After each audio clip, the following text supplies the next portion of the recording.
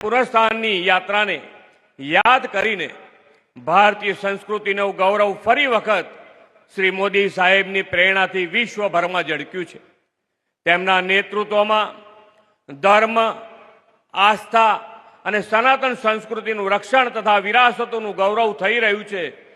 તેનો વધુ એક પુરાવો આ ભારત વિરાસત મહોત્સવ છે।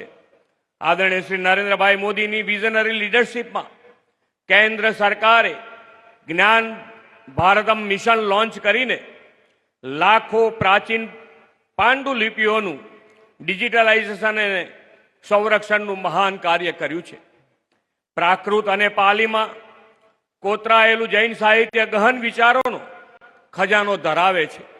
વડાપ્રધાનશ્રીએ પાલી અને પ્રાકૃત ભાષાઓને ક્લાસિકલ લેંગ્વેજનો દરજ્જો આપીને જૈન સાહિત્યના અમૂલ્ય ગ્રંથોનું સંરક્ષણ કર્યું છે।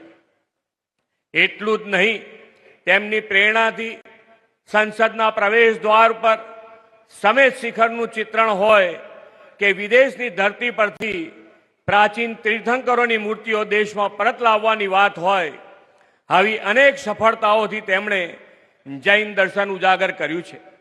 ગયા વર્ષે વડાપ્રધાન શ્રી નરેન્દ્રભાઈ મોદીની પ્રેરણાથી ભગવાન મહાવીરના જન્મ કલ્યાણક નિમિત્તે દેશભરમાં નવકાર મંત્રનું આયોજન થયું હતું। વડાપ્રધાન શ્રી આ નવકાર મંત્રના દિવસે રાષ્ટ્ર વિકાસ માટે નાગરિક હિતના નવ સંકલ્પો આપ્યા હતા। ઘરની વીજળી સ્વયં બનાવવા આજે સે સોલારનો સંપર્ક કરો।